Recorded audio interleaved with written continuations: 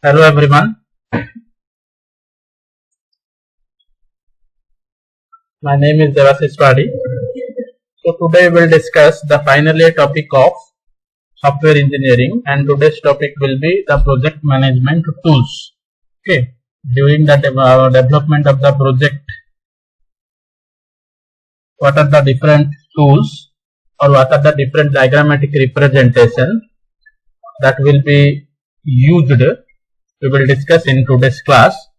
So we will discuss what is different types of project management tools. So to manage the project management system efficiently and in a correct manner, we use different types of project management tools.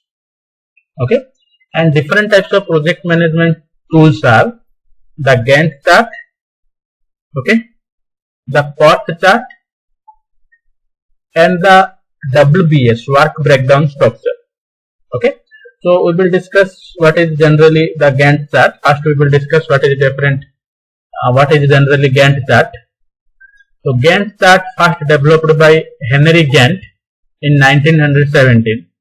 During the name of the scientist Henry Gantt, the name of the chart will be Gantt chart. Okay, and the Gantt chart was developed in 1917. Gantt chart usually utilized in project management, and it is one of the most popular and helpful ways of showing activities displayed against time. During the development of the project,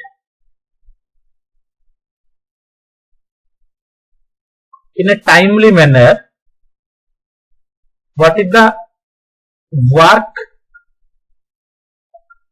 what amount of work will be done in a specific time, that will be displayed on a Gantt chart. Okay, in a specific time, the amount of development of a project, how many work will be done in a project, that will be displayed in a Gantt chart. And in a Gantt chart, each activity is represented by a bar. Bar means represented by a line. Gantt chart is a useful tool when you want to see the entire landscape of either one or multiple projects. Okay, if the development of a project will be displayed in a Gantt chart in a landscape format. Okay, in one project or a multiple project. It helps you to view which tasks are dependent on one another and in which event is coming up. Okay, dependent of task, how one task is dependent on another task, that will be displayed on a Gantt chart. So this is the diagrammatic view of the Gantt chart. See, this is the different time in 4, 10, 18, 5, 30, 18, 7, 19, 18, different time interval. Okay, in different time interval, the development of a project, analysis will be done. Analysis was done in this time period. Design was done in this time period. Coding was done in this stipulated time period. Testing will be done in a stipulated time period. Implementation was done in a stipulated time period. Deployment was done in this time period. So, in a specific time, which activity was completed? In a specific amount of time, which activity was completed? Analysis was completed in this time. Design was completed in this time. Coding was completed in this time. Testing was completed in this time, like this. This is the time period. Okay, this is the time duration, and this is the task, and this is known as different activities. The activities was represented in a bar. Okay, so this is known as my Gantt chart. Okay, so main purpose of Gantt chart is in a time period which activity was actually developed. Okay, so this is nothing but my Gantt chart. Then what is POT chart? POT is nothing but program evaluation review technique. The full form of POT is program evaluation review technique. And in the 1950s, it is developed by the US Navy to handle the Polaris submarine missile program. Okay, during submarine missile program, okay, US Navy developed the POT chart.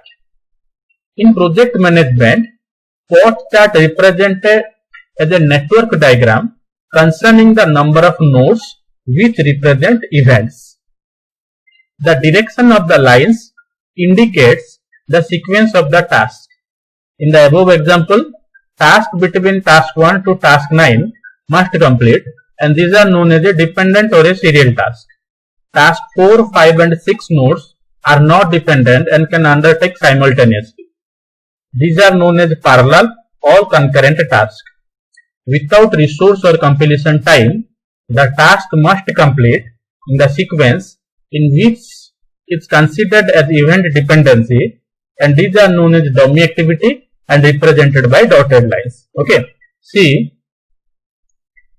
this is nothing but one project, and the project is divided into different tasks, and task 1 to 9 is known as dependent task. Task 1 to 9 is known as my dependent task, and task 4, 5, 6 are not independent task. Okay, so these are independent tasks and these are dependent tasks. Why this is dependent task? Now these are the serial activities. After task 1 completed, task 3 will be started, and after task 3 was completed, task 7 will be started, and after task 7 was completed, task 9 will be started. Okay, but these are the independent tasks. Task 5 and task 6 are the independent tasks. That means flow of development. But that is nothing but the flow of development in a project was described by the help of POT chart. And POT chart also describes which part of the project is dependent and which part of the project is independent. Okay. The logic network shows the order of activity over time. Okay, order of activity. Task 1, then task 3, then task 7, then task 9, then task 8, then task 10. Okay, order of, in which order the different tasks will be executed. It also shows the sequence in which activities are to do. Distinguishing events and planning down the project are the two primary uses. Moreover, it will help with understanding task dependencies, a time scale and overall project workflow. The POT chart describes two things, main two things. First is known as dependencies, which tasks are dependent and which tasks are independent, and workflow of the project. Okay, so this is nothing but my POT chart, and this is the diagrammatic view of your work breakdown structure. Work breakdown structure means the whole application is divided into different works. Okay, let us consider one MIS application, Management Information System application, and this whole application is divided into different parts: requirement specification, design, coding, test and document. And this design is also divided into two parts: database part and graphical user interface.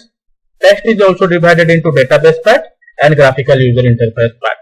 Due to the division, the development of the whole project will become easy, and if any problem arises in any part, that will be solved in an easy manner.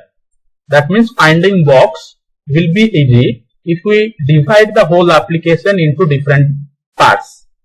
Okay, and the development of project is also easy if we divide the whole program into different parts. Okay, so these are different types of tools involved in software project management. That is nothing but my Gantt chart, POT chart and WBS, work breakdown structure. Okay, thank you.